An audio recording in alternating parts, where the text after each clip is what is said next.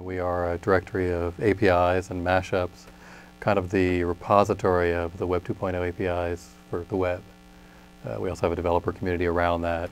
People come in, submit their mashups. We have a directory, you look them up, and we've been around for about 2.5 years.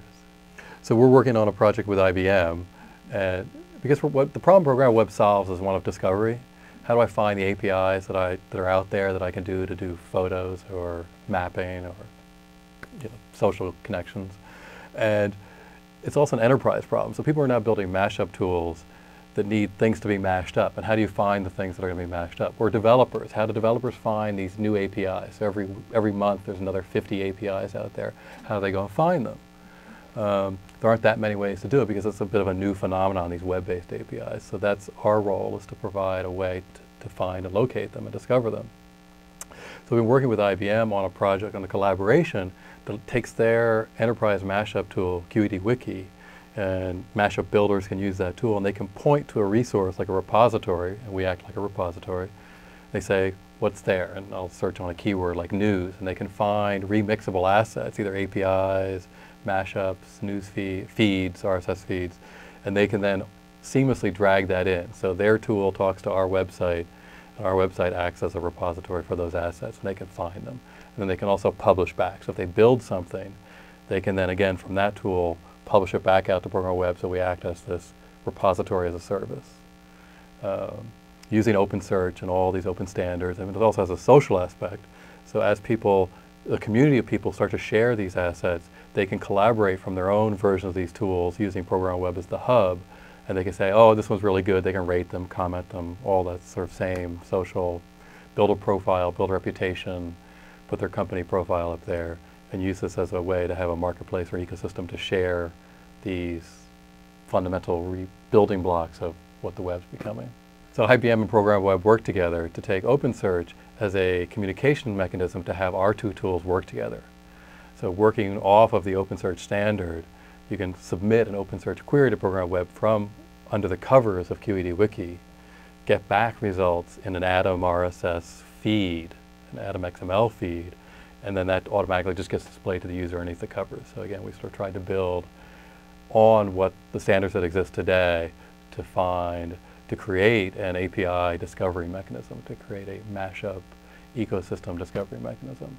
And so that's now available in the shipping QED Wiki tool. So a user who goes to alphaworks.ibm.com can download the QED Wiki tool, and one of the choices as to where to get and publish resources is programmable web. Certainly, Google's announcement yesterday of their social search API, the ability and the issues that it's fascinating to see all the reaction that people have to the privacy implications of that we've relied on security through obscurity primarily in terms of all of the sharing going on, and suddenly turn the power of the Google search engine and change the lens a bit, and suddenly you can see all this and it becomes much closer to the surface, and then you give tools to developers, these APIs, to then go build their own tools on top.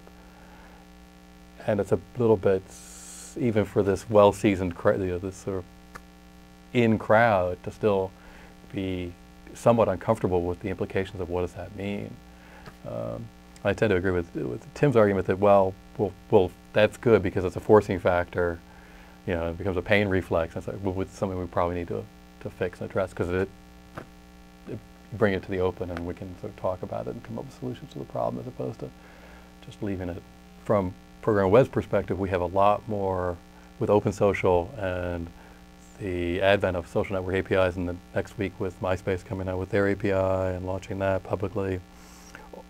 There's so much activity in that space, 15,000 Facebook applications, and the visibility that's given to what had been really just called mashups before, but the idea that now these platforms, and everyone got scared of what Facebook had done in terms of their competitors, right? So suddenly Facebook has got this tool, and everyone else, LinkedIn and MySpace, say we have to do this as well. So from a business perspective, it really lit a fire on everyone about the platform idea.